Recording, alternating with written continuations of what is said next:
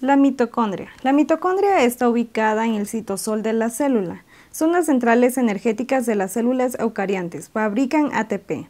Está conformada por una membrana externa y una membrana interna, donde los pliegues forman crestas.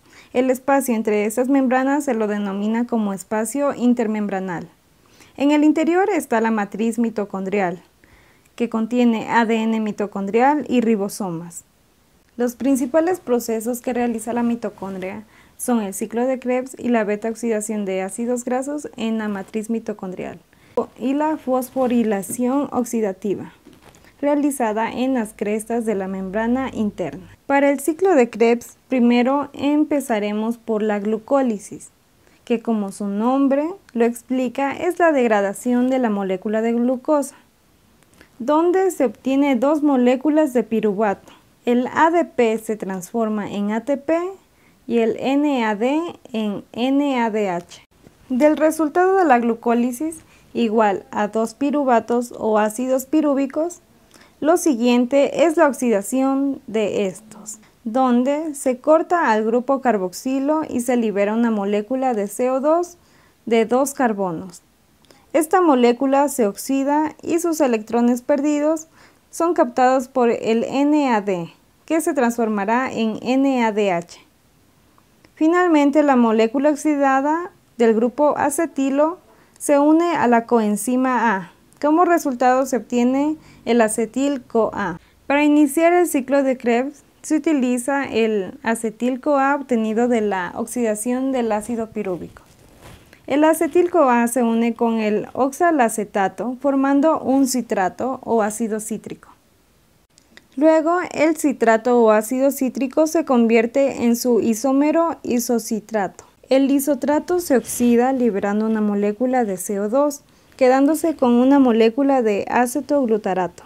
Además, el NAD reduce a NADH.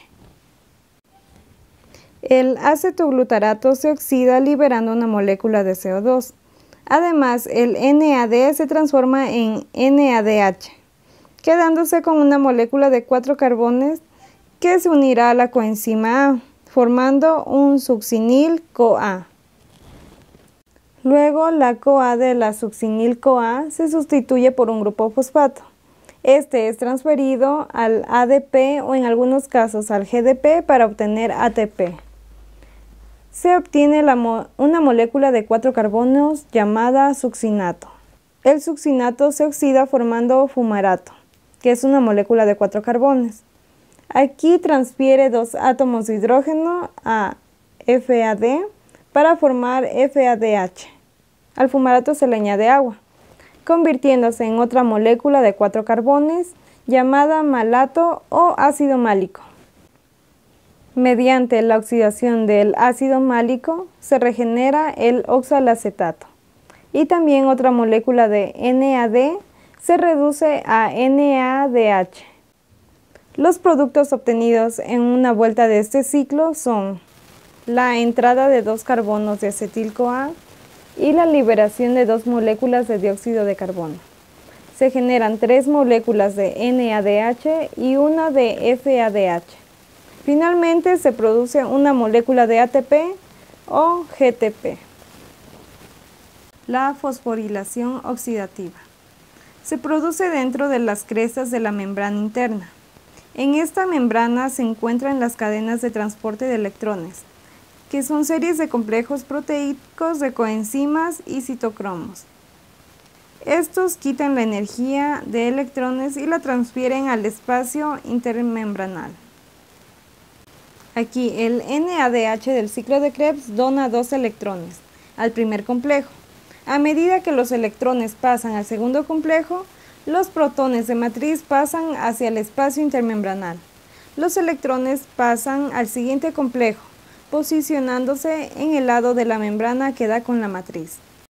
Luego, los electrones al pasar a la coenzima Q recogerán un par de protones. Este complejo recorre la membrana empujando a los protones hacia el espacio intermembranal. Siguiente, los electrones van hacia el complejo final, ubicándose en el lado de la membrana que da con la matriz. Al final de la cadena, otros protones de la matriz pasan por la membrana hacia el espacio. Finalmente, un átomo de oxígeno de la matriz recoge a los electrones y se une con dos protones de hidrógeno, produciendo agua. La molécula de FADH2 entra a la cadena de electrones por la coenzima Q. Aquí dos electrones son transportados hacia la membrana y los protones de matriz pasan al espacio intermembranal. Al final de la cadena, una molécula de oxígeno recoge los dos electrones y se une con dos protones de la matriz, formando agua. La energía utilizada en el NADH y FAD ha servido para bombear protones de la matriz hacia el espacio intermembranal. Como resultado, la concentración de protones es mayor en el espacio intermembranal que en la matriz. Esto crea un desequilibrio, por lo tanto los iones van a querer regresar a la matriz, y esto lo pueden lograr solamente pasando por la ATP sintasa. La ATP sintasa sirve como una turbina. Esta de aquí no gasta energía. Al momento que los protones presentes en el espacio intermembranal pasan por este gradiente, es decir, por la ATP sintasa, van dejando energía. Energía que servirá para convertir un ADP en ATP, formando así la molécula principal de energía que servirá a un organismo para realizar sus actividades. Los cloroplastos son orgánulos presentes en plantas y algas fotosintéticas. Su función principal es la de realizar el proceso de la fotosíntesis.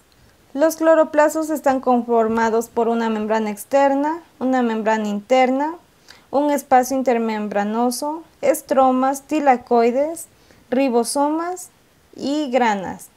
La fotosíntesis es el proceso mediante el cual una planta genera su propio alimento, a través de la energía lumínica que es captada por los cloroplastos. Luego, la energía luminosa se transforma en energía química. Las hojas absorben CO2, las raíces absorben agua y minerales. El agua más minerales y CO2 forman la savia elaborada en savia bruta. Esta de aquí servirá de alimento a la planta y la nutrirá. La fotosíntesis se divide en dos etapas: la fase luminosa y la fase oscura, o conocida como ciclo de Calvin. La fase luminosa ocurre en las membranas tilacoides y el ciclo de Calvin ocurre en el estroma. La fase luminosa inicia por la absorción de agua desde las raíces.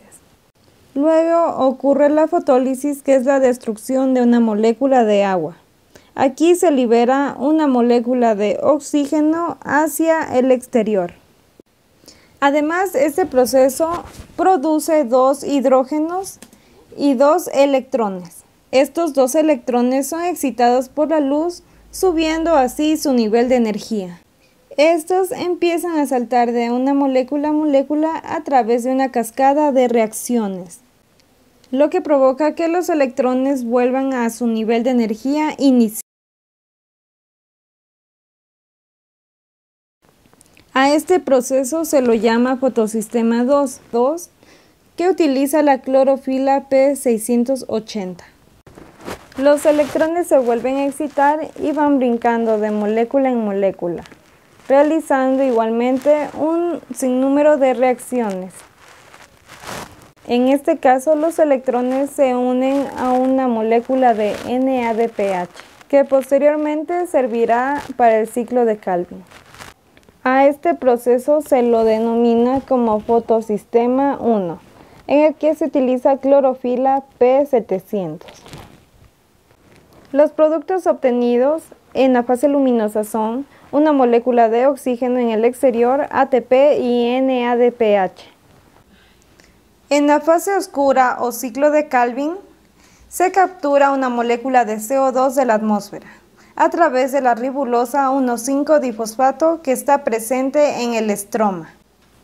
Esta unión provoca que la ribulosa se rompa en dos moléculas de 3 ácidos fosfoglicéridos, o PGA. Esto por acción del ATP y el NADPH2 de la fase lumínica se reducen y forman el fosfogliceraldehído o PGAL. Aquí hay dos rutas, primera que el ciclo se reinicie por el ATP y la segunda que se forme glucosa y todas las moléculas, lípidos, carbohidratos que la célula necesita. Los productos de la fotosíntesis: oxígeno liberado a la atmósfera, glucosa, moléculas transportadoras de energía ATP y NADPH2 y la reducción de CO2 en atmósfera.